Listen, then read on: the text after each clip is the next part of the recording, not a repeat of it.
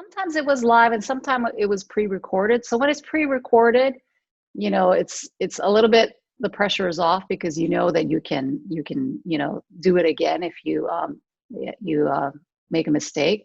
But like places like CNN, for example, you don't have that opportunity, right? It's live, and sometimes you have breaking news, and you have to throw to a reporter. Maybe a plane has crashed or something has happened all of a sudden, and you may not even know, where that is or the history of that country or that, locale. And so.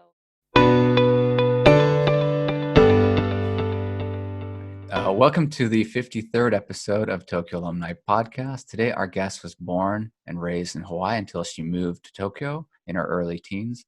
After graduating from ASIJ in 1986, she attended Sophia University in Tokyo. While a junior at the university, she was chosen to anchor NHK Television's first English language news program, Today's Japan, for broadcast in Japan and overseas. After 4 years at NHK, she attended Columbia University's School of International and Public Affairs. During that time, she also worked as a business anchor at NHK's New York bureau. Upon attaining her master's in international affairs, she became a correspondent and anchor in Asia Business News in Singapore. She then moved to Hong Kong to work for CNN International as correspondent and anchor, where she earned several honors at the Asian Television Awards, including Best News Presenter. After moving back to the United States, she joined her then diplomat husband on his subsequent tours, which included the Philippines and Zimbabwe. Now she is back in Washington, D.C., where she has rediscovered herself through singing jazz, starting from jazz vocal workshops a few years ago to recently gigging locally and overseas. She released her debut single, Smile, just this past month, and her album, To Love Again, will be out in 2021. Welcome to the podcast, Karuna. Thank you so much. It's great to be with you. So yeah, off air, we were just talking a bit about how you professionally, spoke for a living, and I am the exact opposite. So it's kind of ironic that I'm interviewing you, but we'll both sort of, you were also saying it's weird being on the other side. Yeah, I'm more nervous now than I was on the other side of it. So yeah, we're even.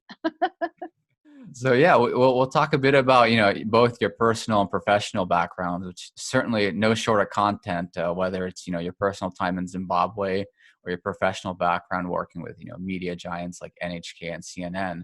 But I want to first rewind the clock back to the 1980s. You're a junior at Sophia University studying political science. You anchor for this show, Today's Japan. So I'm curious, how did a college student get such a high-profile position? How did that come about? And, how were you able to balance both, your college life and being this anchor on the show? Great question. So actually, I was originally asked to audition for the position when I was a freshman in college. But at that time, I didn't get the job. Probably I was too young, and they had found someone else to do the show.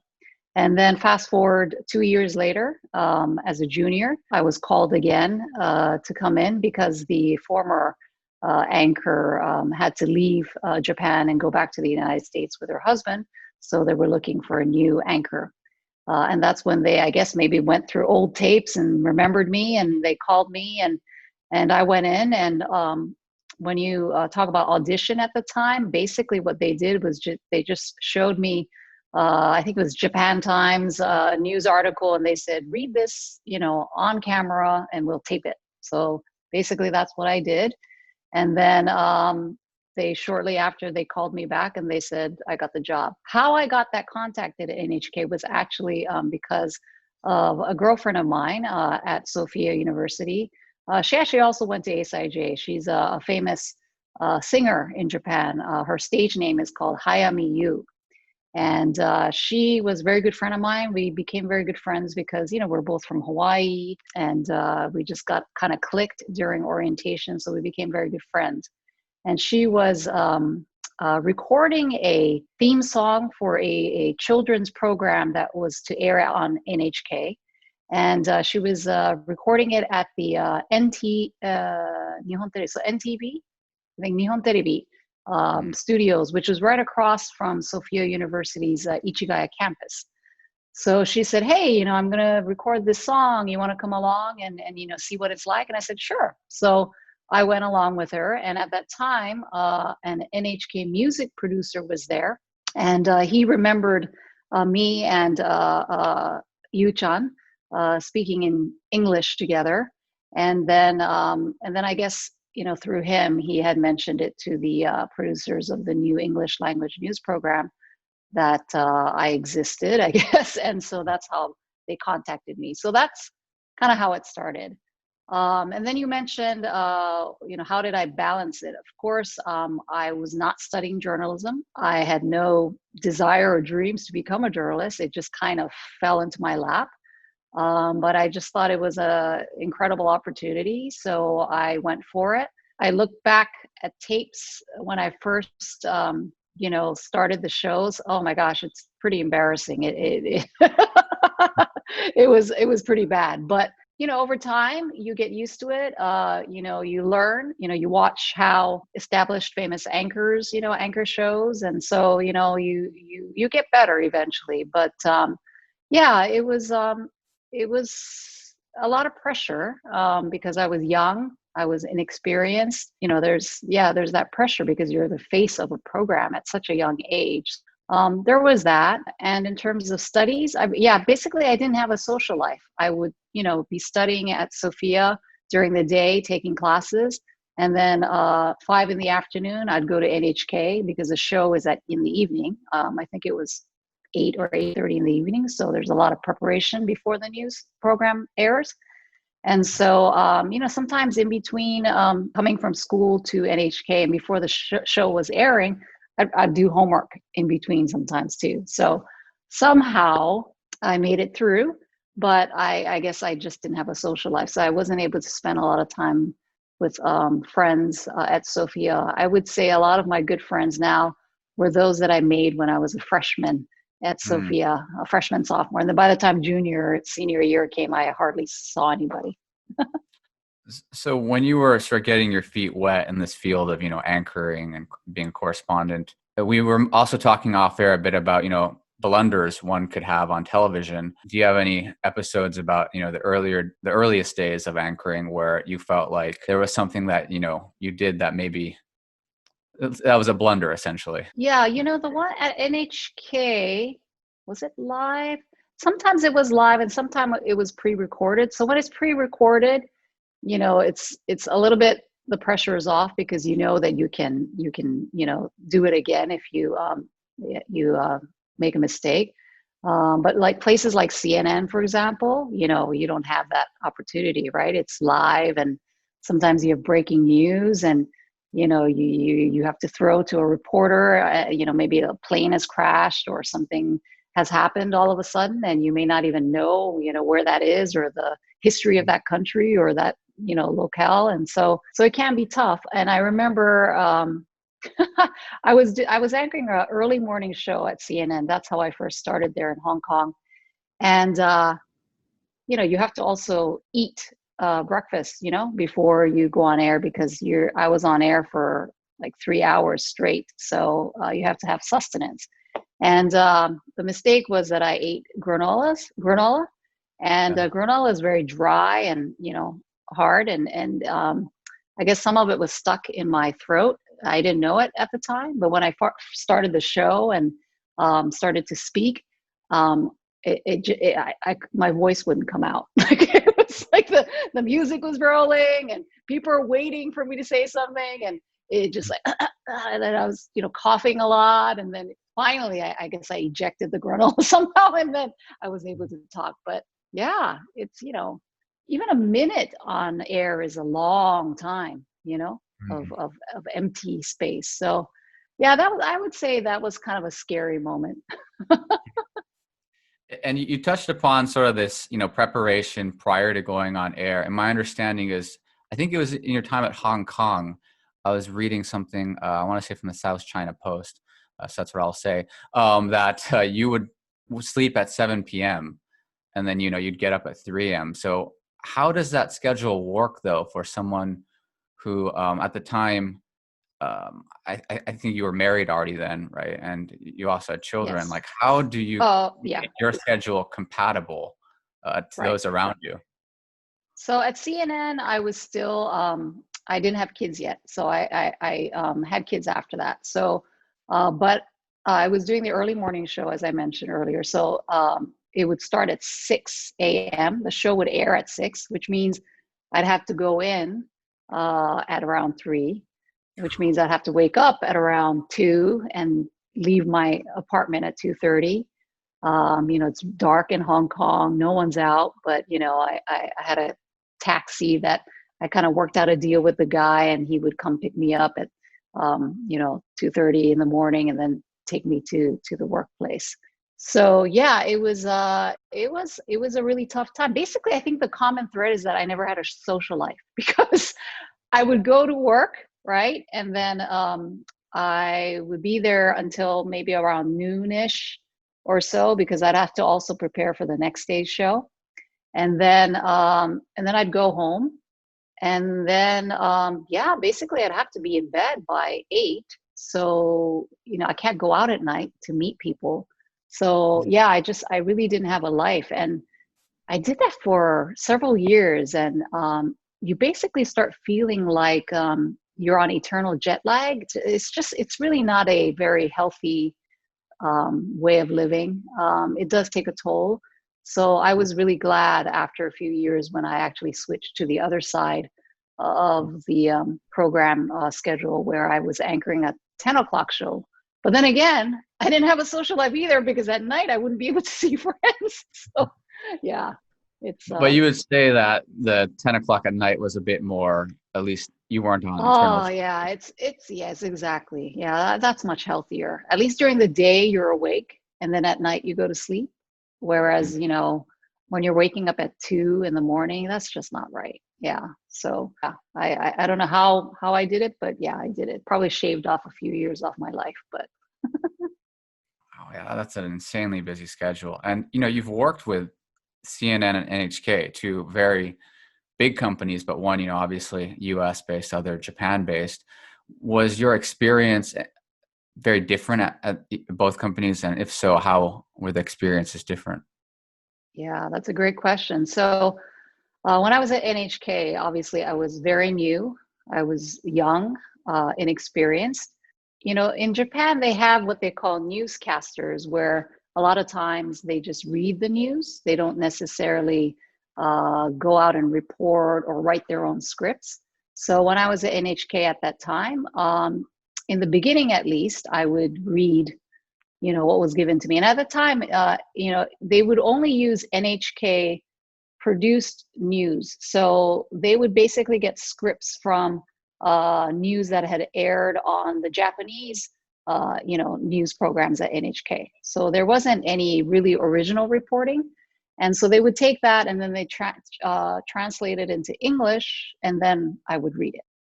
But then after a while, it's you get bored just reading stuff. So then I would actually, my Japanese got better too. So I would look at the Japanese scripts and look at the English scripts, and kind of edit it so that it would be more comfortable for me to read. So that's basically what I was doing when I was at NHK. And after 4 years, I think I got tired of just sort of, I don't want to sound negative about it, because it was a wonderful experience, great opportunity. But I think after a while, if you are just reading what's given to you, it's not very stimulating. So, so that's when I decided to quit. And then I decided to go to graduate school to study and, deepen my knowledge about world affairs. And then after that, I actually went to Singapore and started working for an American business news network. So that's when I actually really experienced what it was like to be a journalist, which is you actually have to do reports, do your own research and go out and talk to your interviewees, and then write your own script. So in that sense, I finally, was able to do what actual journalists are supposed to do, which is, do their own research, write their own scripts. So that's kind of when the real journalism for me started. Klebanov says Moscow has new evidence suggesting that the Kursk may have collided with another vessel before it went down in the Barents Sea in August. 118 crewmen died in the accident. There's no end in sight to the bad weather plaguing Britain. Severe flood warnings are in place on at least 12 rivers, and rain is forecast this week.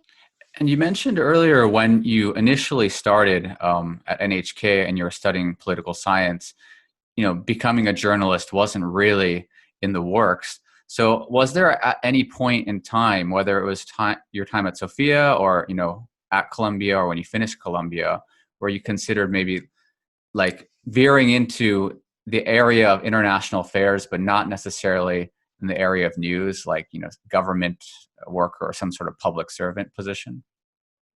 Yeah, I'm trying to think why I even studied political science. I mean, I actually, deep down in my heart, I really wanted to be an artist.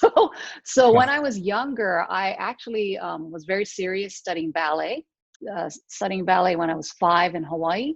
And then when I moved to Japan, I continued it. And I was actually quite serious with it in high school, continued it a little bit in the early part of college as well. But my parents, typical Asian parents who put emphasis on education.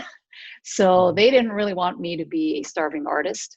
I wanted to be a dancer at that time, but they said, no, you got to go to college. So yeah, I basically let go of that dream. And then actually, I also wanted to go to the States to study for university, but they also said, no, you got to stay in Japan. And actually, at that time, I was a little upset, but now in retrospect, looking back, I think, they were wise because become a little bit more American, being at the American school, which is not a bad thing, but as a Japanese, I think my parents thought it was very important for me to learn more about my culture and my cultural heritage. So, and the language as well, to really get the language down better. So they insisted that I stay back in Japan to go to college. So that's why I applied to Sophia and then ended up going there. But no complaints now because of,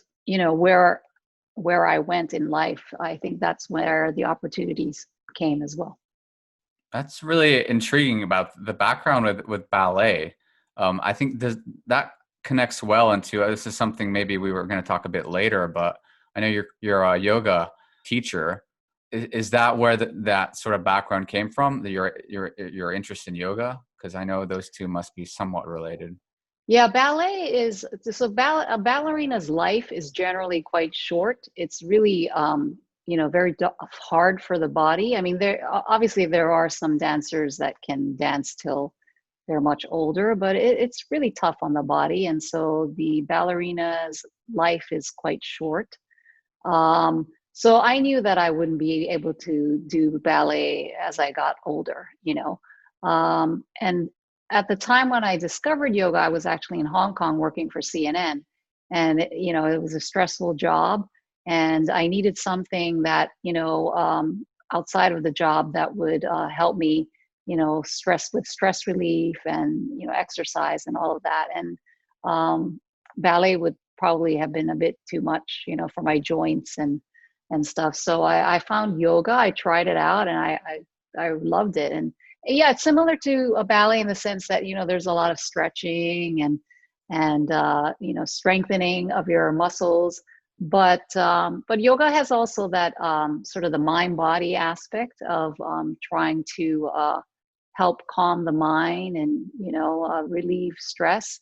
And I really like that part of it too, because when you're in a stressful job or stressful situation, to be able to relieve that stress through something like yoga is very nice. So that's basically why I did it. And then I ended up teaching it for a while because, fast forward, like kind of jumping around, maybe people might be confused, but after I had quit journalism to have kids and be a full-time mom, and then started moving around to different countries with my then husband, who was a diplomat, I needed something for myself, something that I could have that was my own. And I think teaching yoga was a great way because it's a portable skill.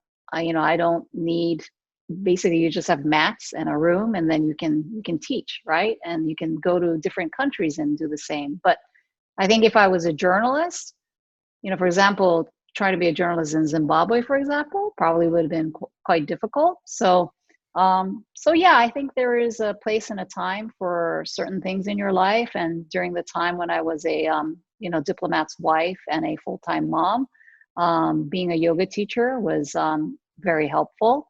And not only did I derive, benefits from it, but I also felt good that, my students also, had said that they reaped benefits from it. So that's always a nice thing. So when you were, you mentioned earlier how, you left journalism, you're a full-time mother, also wife of a diplomat. When you made that decision, was it an easy one? And, it seems like you had a very onerous schedule up to that point, or, was there a bit of you that were considering throughout your periods in the Philippines and Zimbabwe that you might want to jump right back into, the world of news and journalism?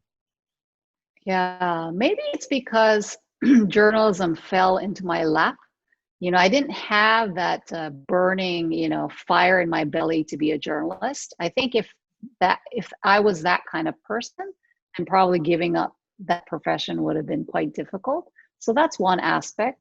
I think the other aspect is that I really wanted to be there for my kids. You probably have seen expatriates' lifestyles where, when you're overseas, you're able to afford help, domestic help, and a lot of times the domestic help will, help you to raise the kids. And that's great.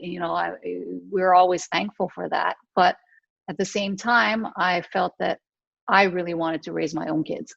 So I thought, it was a conscious choice. I would say that when I first quit and became a full-time mom initially, it was really hard. Huge shift, right? From being a professional, independent, woman to just being stuck at home. And basically if you're breastfeeding your kids, and that was a stressful time in some ways too. But at the end of the day, I don't regret it because I think my boys turned out, I have two boys. I think they turned out pretty well. I don't regret my choice of doing that. It's not to say it was easy, but, and I was lucky because financially, if at that time, my husband, had a pretty stable, decent job. So we could afford for me to quit. Not a lot of women have that opportunity either. So I think many things aligned in order to make that a possibility. Yeah, it's definitely, with the social media becoming more and more sort of prevalent in society now, people are more open with sharing stuff. It's like, I really don't know much about sort of the hardships of, being a mother, obviously, because I'm not one, and I'm also I'm married, but my wife, I don't have kids. But I sort of vicariously sort of can live through my friends who share stuff. Like I have a friend who recently had a baby who she basically was sharing with us her pumping schedule. I didn't even know that. I was like, until now, I'm a 30. I remember those days. I remember those days. 34-year-old man. I was like, wow. I was like, that seems like torture, like every day. And then it really, sort of, and I think, social media has done a lot of negative things, obviously, given what's transpired in the last half a decade. But I think there's been a lot of positive too. Like you said, with, that transition, I feel like through Facebook, I have been able to follow at least my peers or former colleagues with their transitions, many of them. And it's funny, they echo exactly the same sentiment you have, that if you're in a position where you can afford to, not work, that they're in a privileged situation. But even in that privileged situation, it's tough. Yeah, being ask your parents because being a parent, it's a whole new ball game. I mean, you have no control over your kids, really.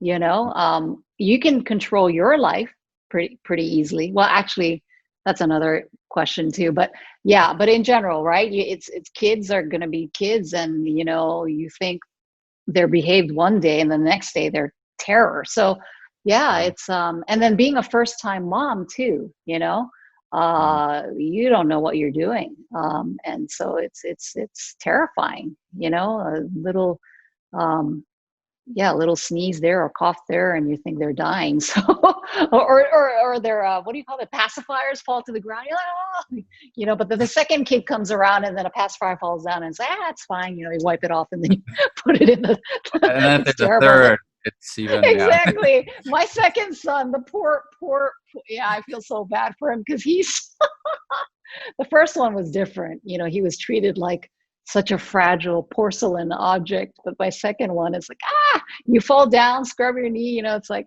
scrape your knee and you'll live, you're fine. And what's interesting about your sort of motherhood journey is it's already challenging enough, as you mentioned, but you were living, if I'm not mistaken, in the United States and the Philippines and Zimbabwe, and we've had various expatriates on this show. But I think you're the first person I've spoken to who's lived in Zimbabwe. What was life like there in regards to pretty much everything? I have to say it was as a privilege to be able to be posted at different countries because it's a great opportunity to be able to learn about different cultures and the people that live there. Zimbabwe, I never dreamt that I would be living in Africa. That was interesting. And Zimbabwe too. I didn't really know much about Zimbabwe either until I actually moved there and lived there. It was definitely not as developed, like Hong Kong and Tokyo. Those are major cities. Things work in general. Zimbabwe, one of the first things that we experienced when we moved there into our housing was basically blackouts. The lights went out and there was no electricity. And then thankfully, because, my ex-husband worked at the U.S. Embassy, they provide these huge generators within our housing compound. So when the electricity goes out, the generator kicks in and then, we have lights. But normal people, like these local Zimbabweans, they don't have generators. So they're basically living in the dark and they don't know when the electricity is going to come back on. So we experienced things like that. My kids at the time were still young, elementary school age. So internet, I think it's gotten much better now, but when we were living there, internet access, very spotty.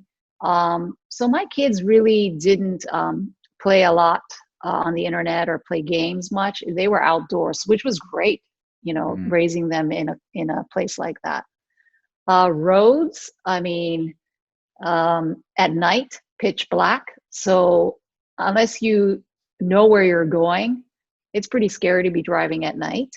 I didn't feel unsafe, but it's just so dark, you can't see anything.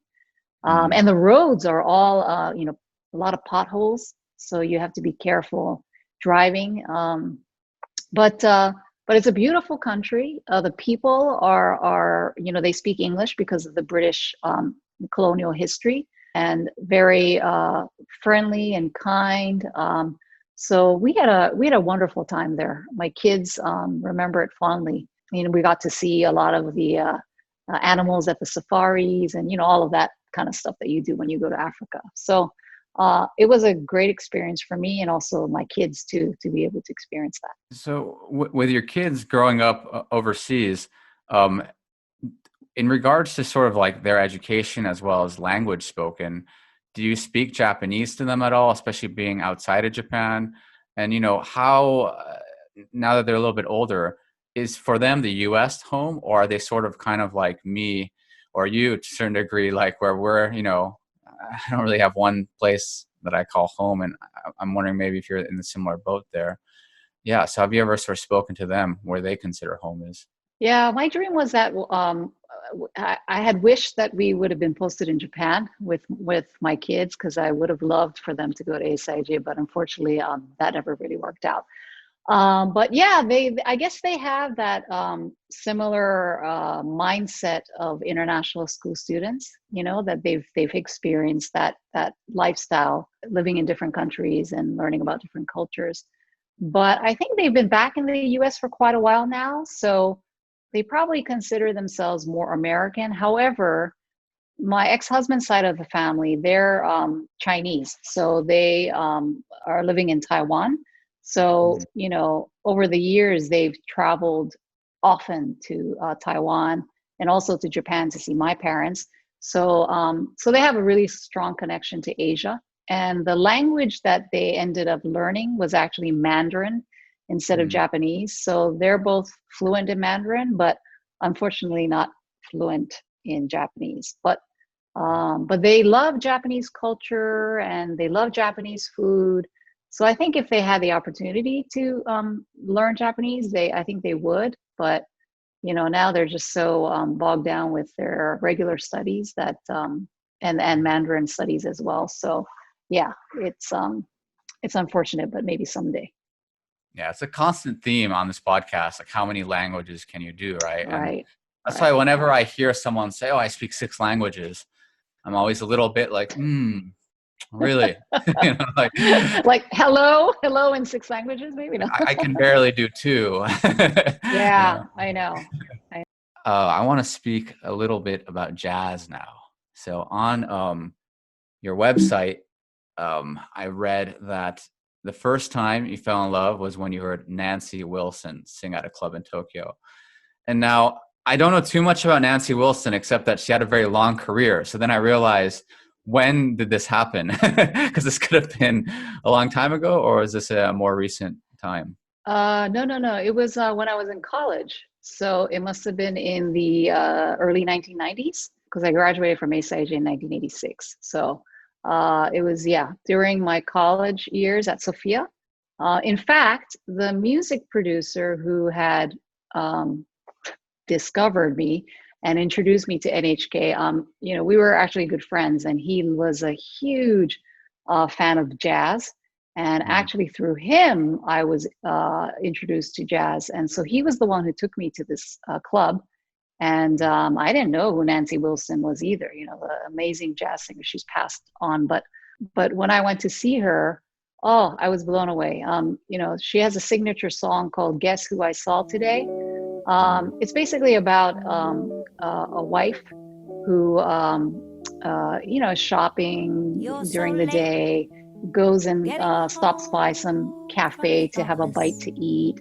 It's a, kind of like a dimly lit cafe. And then she's kind of sees from in the corner of her eye a very loving, a couple that's sitting, off in the corner. They look like they're really in love with each other. Initially, she's like, "Oh, that's so sweet." Can I fix you a quick? And then she realizes that's her husband. So, she's saying, so the song starts with her at home talking to her husband. She's saying, "Guess who I saw today? Guess who I saw today?" And then she goes to this story from how she went shopping. She went to this cafe, had a bite to eat. She saw this, couple that seemed like they were really in love. And then at the very end of the song, she's like, "I saw you." And I was like, I wasn't expecting that, it was, she's known for being a master storyteller. And that song, in that moment when I saw her sing it in Tokyo, just encapsulated that. I was so blown away. And that's when my love affair with jazz started. So it was a pretty early start. And I know that you're much more obviously entrenched in the world of jazz as of late, but between sort of the current, activities you have in regards to, singing both locally and overseas, what type of involvement with jazz did you have, throughout your 20s and 30s? So it's funny, I hardly had any. I have to say music was also a big part of my life growing up in Hawaii, because my parents are Japanese. They moved to Hawaii to be graduate students at the University of Hawaii. That's how they met and got married, and I was born there. And they stayed on after I was born. My father actually was a Buddhist minister there.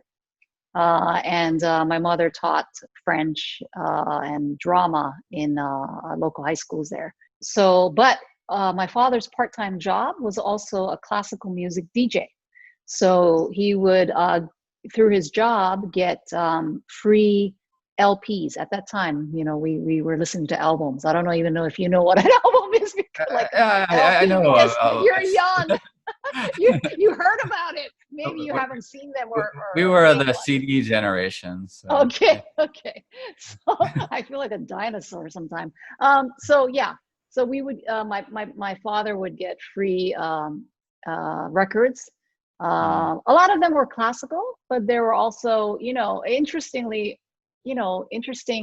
like R&B, or Earth, Wind and Fire, Barry Manilow, Donna Summer, so all kinds of different genres. And so, and then my father would also get free tickets to the Honolulu Symphony. So, I was really small, but my father would take me to those concerts. And of course, by intermission, I'd already be falling asleep on my dad's, shoulder. And then I'd look forward to intermission, because then that's when I would have Coca-Cola. He'd buy me a Coke to drink. That was kind of like my treat. And then the Coke would wake me up. And then the second half, I'd be awake to listen to the music. So I think music, even if it was classical at that time, I think my father was able to nurture that appreciation for music early on. So I had a love for music when I was very young. But in terms of jazz, as I mentioned, I was introduced to it when I was in college, but I never really seriously sang it until really recently, in the past few years. And that was because, I was going through a divorce at that time. And, you go through the changes in your life, and divorce is obviously a major change in your life. I had quit my career, as a journalist, like I mentioned before, and I became a full-time mom. And, your identity is basically a mom and a wife, and there's nothing wrong with that. But then when the divorce happens, then you're kind of forced to think, so what am I now? What do I do? I decided that I needed to find something that would, bring me joy, bring me healing. And jazz was something that, when I listened to it, it always helped me heal, because of, the lyrics are very much, similar to what people go through in daily life, right? And so I initially went online, and I thought, maybe I'll go study jazz at a local university. But then I thought, well, I'm still a mom. I have kids that are still kind of young, and I can't just go off and study. I didn't have that time. So then I found online a jazz vocal workshop. And that was doable because it was an 8-week course where you basically work with a jazz pianist, and there are several other students in that session. And you basically choose songs that you want to work on with the pianist. And, he gives you tips on what you should do, what you shouldn't do. And then at the end of that 8-week program, you actually go on stage and you perform live with a trio, a pianist, a drummer, and a bass player. And the first time was obviously, I don't even want to tell you, like I probably sang off tune. I, forgot my lyrics because I was so nervous. But at the same time, it was exciting. I guess the performance bug kind of hit. And I think also it made me realize that 8 weeks is not enough to really know what you're doing, and get on stage and think you're going to be able to wow everybody. So I realized that, I need to study more. So that's kind of how it started. Yeah, there's quite a bit to unpack there. That it started with, right, about finding your identity and so today, if someone asked you, what do you do?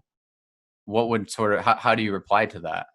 Yeah, it's interesting because I'm not a traditional singer in the sense that I've been doing it all my life, or I didn't go to music school to become a vocalist. I came to it obviously very late in life. I am studying the piano and guitar now so that I can improve as a vocalist and also be a musician as well.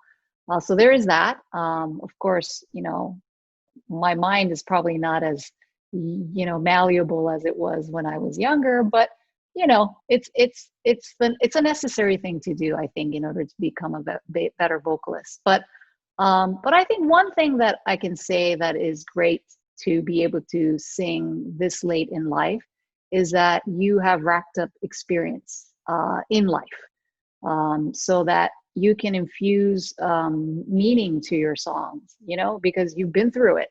I can talk about breakups, or my heart being broken, or breaking someone's heart, or those kind of things. I think once you've been through that, the songs take on more meaning, the lyrics take on more meaning. And I think in turn, the audience, the people that are listening to you, can also believe you. Yeah, it would have been great if I could have done this much earlier, but I think I'm at a stage now where, I can actually pursue this because my kids are older now.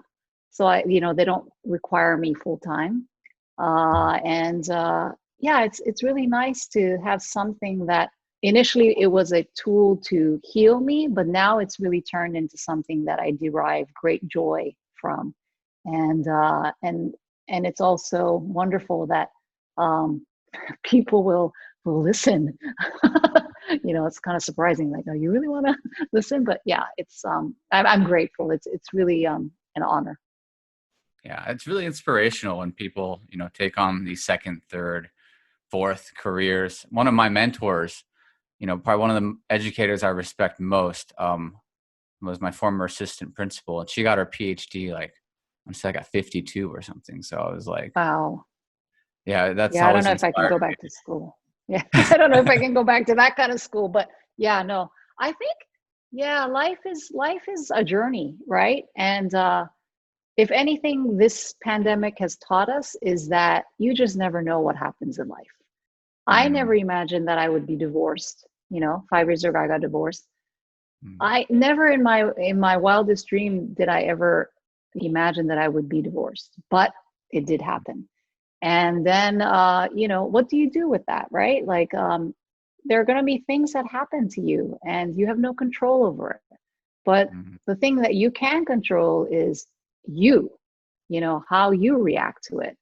And so, yeah, of course, going through challenges like that, difficult. It's not to say it's easy, it's not easy to just turn a new leaf and start over. Some people can't even do that. It's very difficult. But for me, I feel that once I make a decision, I'm able to leave the past in the past, and then I'm able to move forward. I think that's just really important.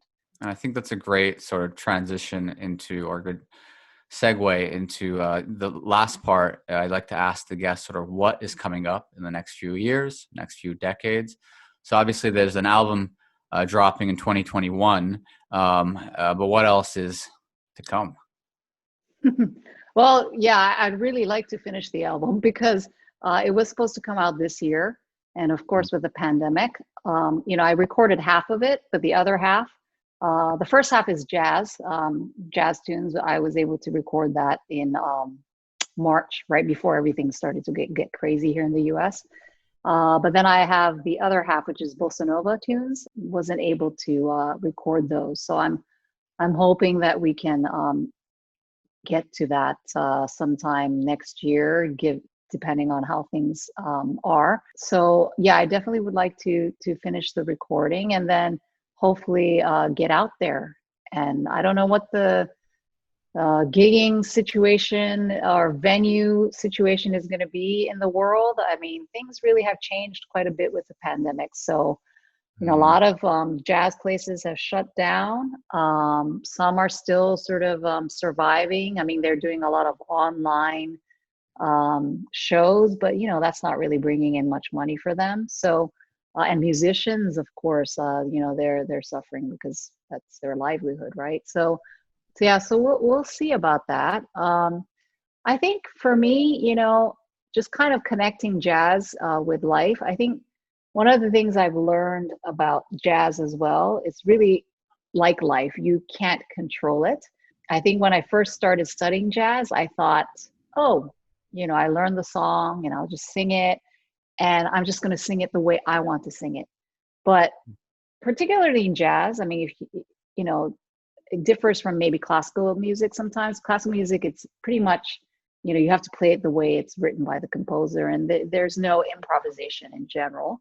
But in jazz, you have to be in that moment with your musicians, and react to how they're playing. They have to react to how you're singing. You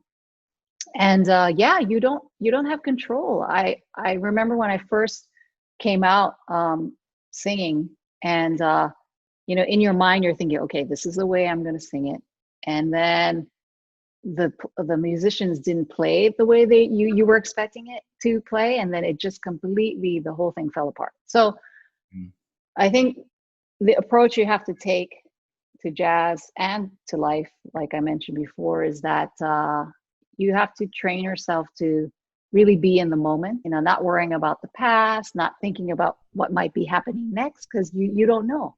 You just have to be in the moment and react in the moment. And then hopefully when you are all with your musicians, in that moment, you can create something amazing.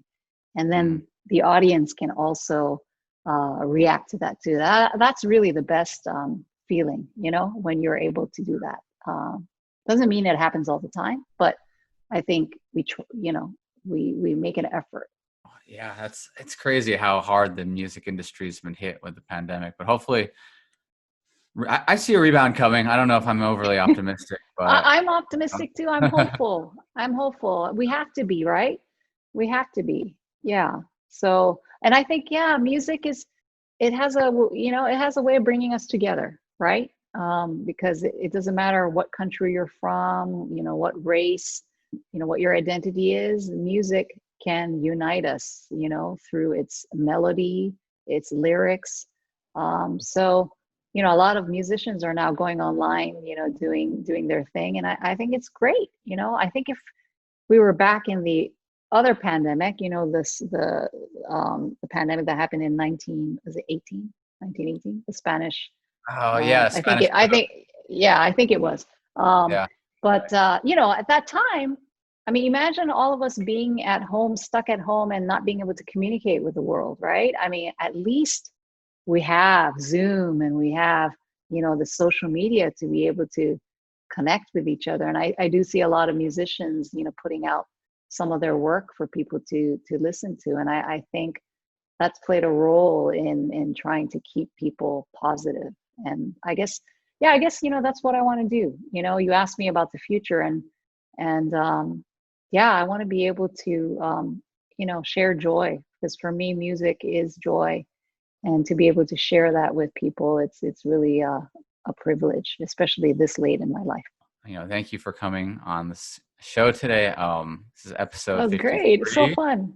And that was Karuna Shinsho. Thank you for being on this episode. And I guess we'll see you live somewhere doing jazz.